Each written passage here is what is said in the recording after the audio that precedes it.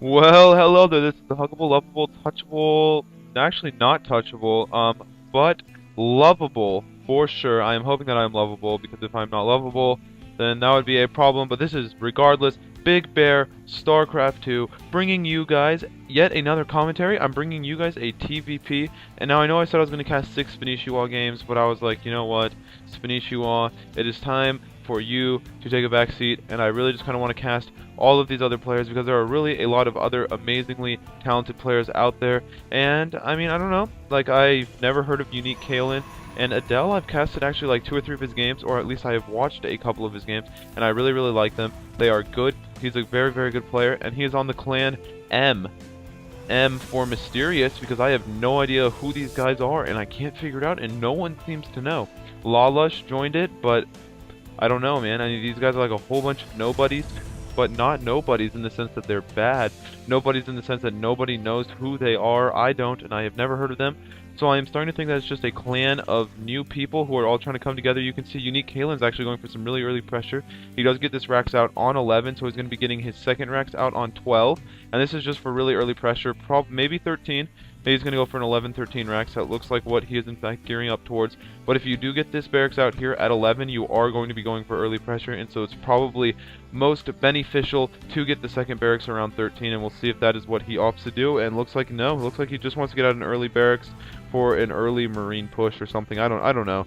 But regardless, he is going for an 11 Rax, and it probably just means that he's going to be going for a 1 Rax into Fast Expand with a little bit of early Marine pressure. But since Zealots, little known fact, Zealots are in fact as fast as Marines, so the Zealot can actually out-micro a Marine fairly easily, in the sense that all you have to do is right-click on the Marine and your Zealot will just chase him until he slashes him two little tiny pieces, actually just in half. He doesn't actually slash them to little tiny pieces, he just slashes them in half. The SCV was sent out at 11, which is kind of early. You see Terran players normally sending out their SCV around 14 or 15, so this SCV is coming out because I think he either is going to go for a very fast expansion or some sort of early pressure, but since he did only get 1 barracks, he will probably be going for a 1 barracks into fast expansion.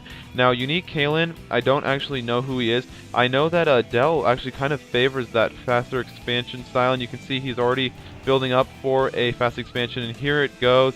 And Terran actually throwing it down at the same time, so these guys are both gearing up for the late macro game or mid game. I mean, if you ever go for a fast expansion, you have to be a little bit worried that you can hold off any sort of pressure. And if you are the player who opts to go for fast expansion, that means you are going to be naturally playing defensively, and the player who gets the later expansion is generally going to be the more aggressive player, and the person who decides, okay, well now I have to be the aggressor because I did get my expansion later. And so to compensate for that, I will in fact have to put on the pressure, but that is not the case in this particular game because they both did throw down their expansions off of one production facility, and a gateway and a barracks generally are the same exact thing, and you can see he's throwing down 4 more barracks at the back, so Kalen's going to be going into a heavy bio play, whereas Adel looks like he is also switching into massive gateway play with a very, very early forge off of 1 gas.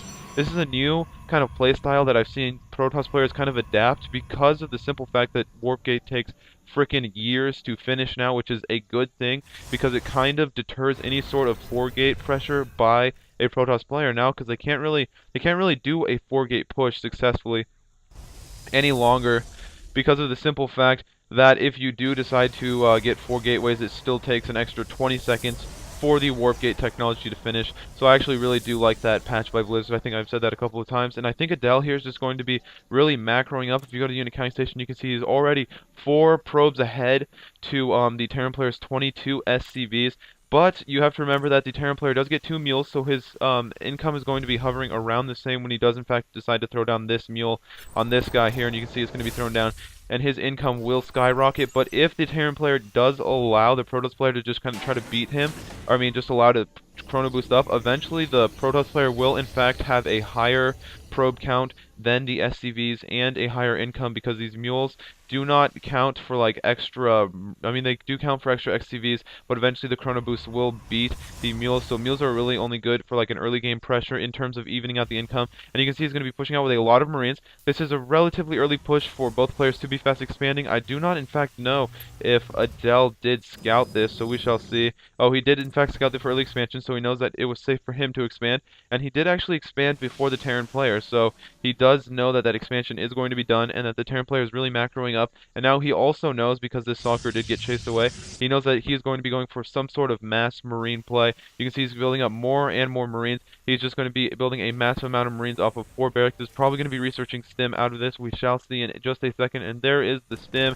And he's going to be going for an extremely fast third base, it looks like, at 8 minutes into the game. So these players are both going to be extremely... And look at this. Adel at 7 minutes into the game grabbing a natural expansion. When do you see this from people? This is kind of actually insane play. I've literally never seen a Protoss player willing to grab an expansion this early. I am curious as to know whether or not Adel actually was a Zerg player, just because this is kind of a Zerg style of play, saying if you take your expansion early and I don't really see any sort of early commitment to a push, I will just take my third expansion early. And now all he has to do is get really fast Colossus tech, but it looks like that is not what he is opting for, because I think Colossus would be the good choice, however, because Colossus do just roast away Marines. They put Marines into a Protoss barbecue and say, serve up, because I can kill all of these units with just a little bit of micro and a little bit of force fields from my sentries. The Protoss army is going to be gearing up to take a fourth. Sorry about that struggle. It's just like, this is almost unbelievable play. I mean, who does this as a Protoss? Takes 4 bases by 10 minutes into the game. He's just going to be macroing up, and I think if he does decide to take his 4th base, that's going to be just a little bit really risky. I mean, I can see that he is macroing up like crazy right now, but if he takes a 4th base, he's just not going to have any sort of units when the Terran player does in fact decide to push out. You can see the Terran player is going to be grabbing a pretty early 3rd, but that is in fact understandable, because he should scout this 3rd here any second now, and he will in fact scout it. So he'll see that there is going to be 3 Nexuses up, and I don't really know the choice for Adel to put his Nexus here, just simply because it is kind of far away, and it'll be very, very prone to drop play if that is in fact what the Terran player is going for. You can see he is researching 2 medevacs, and they will time up pretty nicely with the stim being finished. Stim is down in 10 seconds, and so are the medevacs. So the medevacs will be coming out as stim is completing, and so that'll time up pretty nicely, because then he will have stim for his Marine drops, which is what I am guessing he is going for. And a mass Marine play is kind of an interesting play, and I think if the Protoss player did scout this, he should have really gone Colossus tech. If he does lose this game, it will be because he did not go Colossus, because Colossus literally melt Marines in 3 shots. So if you have 3 Colossus, they one-shot Marines, and with their giant area of effect, they can kill like 5 Marines in a single shot, and so they just roast away at Marines.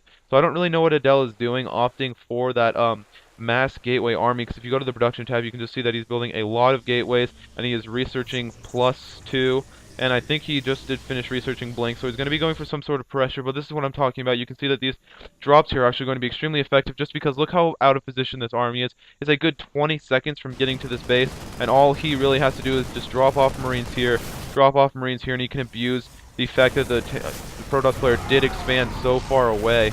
And blinking away, that's a good choice, but 1 pro goes down, 2 pros go down, and there's going to be a lot of pros going down. I stumps the Zealot there, and another pro goes down. There's 3, 4, 5, 6, 7, and there goes the stim. Is he going to load up these Marines? Yes, he is, and he's going to lose not a single Marine. Very, very good play by Kalen. He's going to drop them back off. An interesting choice by the Protoss player to actually opt for no detection whatsoever.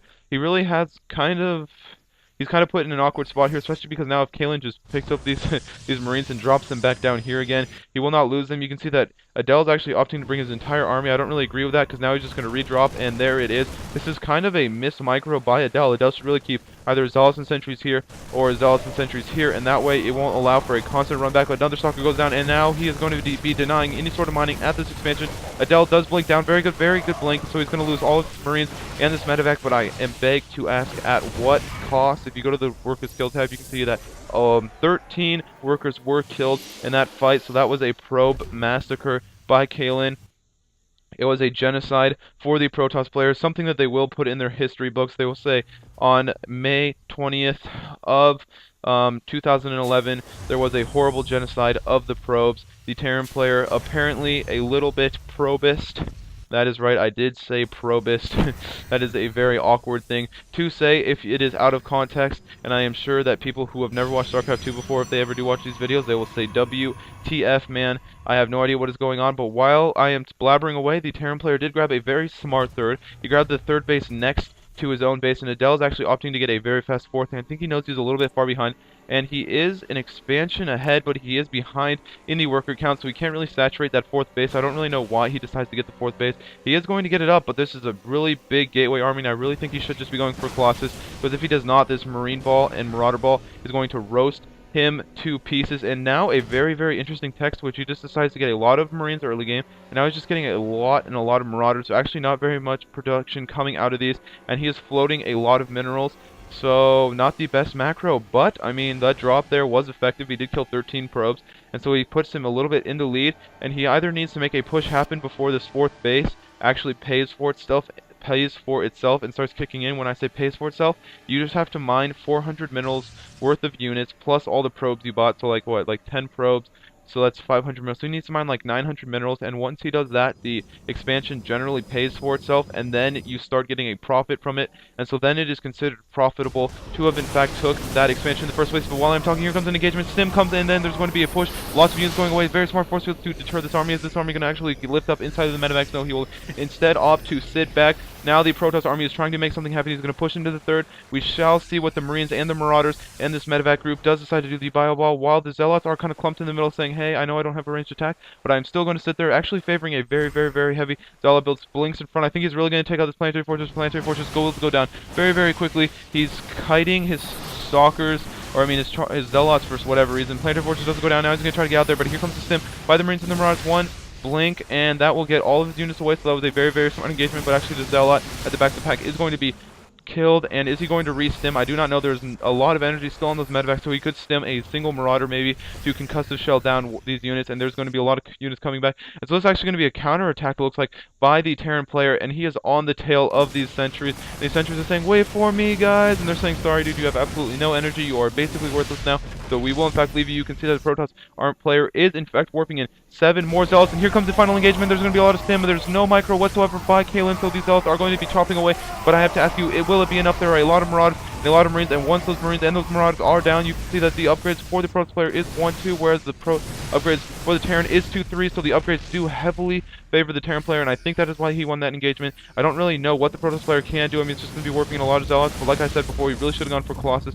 earlier, because he is on 3 base, and I mean, it's not like it is unreasonable to ask for that. He is floating a lot of minerals right now. There comes the charge. There's 2 force fields, very good force fields to cut the Marines off and the Marauders off from any sort of micro, but I do not think that is enough. The upgrades are in fact superior for the Terran army, and with that, I think the Terran army will in fact melt away all of these Protoss army here, and these 2 stalkers here are going to be fated to die, and Adel does in fact GG. Now, something that I've always just wondered as a curiosity is, after a game is done, what does the Terran player do? I mean, he's on this world, he's on Tal'Darim altar, and now he's saying, alright, we won. What now? These probes here are just kind of left floating. I mean, do you really kill something that's just sitting there doing absolutely nothing? I mean, like, what do they do once they win? Do they just mine the rest of the base and say, for the Terran army, for the Terran armada? Regardless, I am sure that they have a giant Marine and Marauder and apparently Ghost party, all of them screaming, it's go time! This is Big Bear StarCraft 2, hoping you guys had a good day and an even better tomorrow, and this is me, Big Bear StarCraft 2, signing out.